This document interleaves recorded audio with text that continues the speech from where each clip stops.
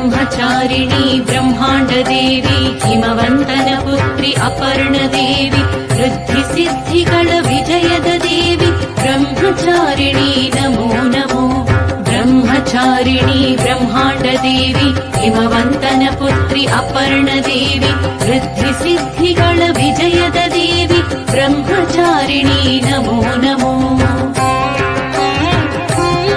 ಪರ್ವತರಾಜನ ಪುತ್ರಿಯಾಗಿ ಅವತರಿಸಿ ನೈಷ್ಠಿಕ ಬ್ರಹ್ಮಚರ್ಯದಿಂದ ಶಿವನನ್ನೇ ಪತಿಯಾಗಿ ಪಡೆಯಲು ಕಠಿಣ ತಪಸ್ಸನ್ನಾಚರಿಸಿದ ದೇವಿಯ ಇನ್ನೊಂದು ರೂಪವನ್ನು ಬ್ರಹ್ಮಚಾರಿಣಿ ಎನ್ನುವರು. ನವರಾತ್ರಿಯ 2ನೇ ದಿನದ ಪೂಜೆ ಈಕೆಗೆ ಸಲ್ಲುತ್ತದೆ.